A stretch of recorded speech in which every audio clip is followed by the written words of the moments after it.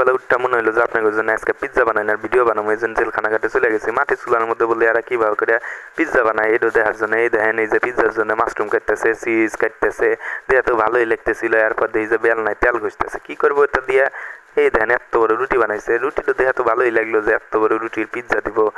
আমরা তো অর্ডার দিছি 9 ইঞ্চির পিৎজা, দেখা তো খুশি আছিলাম যে এত বড় পিৎজা আমাকে দিব। কি খুশি কি খুশি, এর মধ্যে দিয়ে হাত দিয়া প্লেটের মধ্যে গোল গোল গোল গোল গোল গোল কইরা ঢুকাইতেছে ঢুকাইতেছে তো ঢুকাইতেছে। এরপর যে গোল করা রাত দিয়া পোস পোস পোস পোস পোস পোস করে কাটতেছে তো কাটতেছে। মনটা খারাপই হয়ে গেল যে মনে করলাম এত বড় পিৎজা দিব, তা না কি ওই 9 ইঞ্চি তো 9 ইঞ্চি দিব, আল্লাহ বোনাসও দিল না।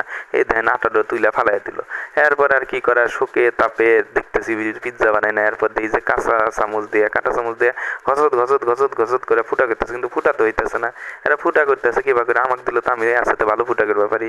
এরপর দেখেন যে এই যে টমেটো সস মাখাই না গোস্ত, মুরগির টুকরা ছোট্ট ছোট্ট টুকরা দিয়ে পিৎজা বানাইতেছে। ইস দেহা মনে হইতেছে কত সুন্দর। এরপর দেখেন এই যে চিজ দিতেছে, কত বড় গুলা চিজ। চিজ দিয়ে তো জিভ ভাই পানি এসে গেছে। এখন কি করবো কনসিন হইতেছে না তো বানাই না, কি বানাইবার নিছে। এই দেন কত সুন্দর পিৎজা হয়ে গেছে। এই দেন এখন চুলার মধ্যে ঢুকাই দেবে। এই দেন এই যে চুলার মধ্যে ঢুকাই দিছে। এই যে এখন আবার হয়ে গেছে বলে এই যে বাইর করলো। এই দেন দিয়ে তো মুখে পানি এসে গেছে। এখন আর ভিডিও বানাবো না, এখন খামু, খিদা লাগছে। থাকেন আমি যাই গে।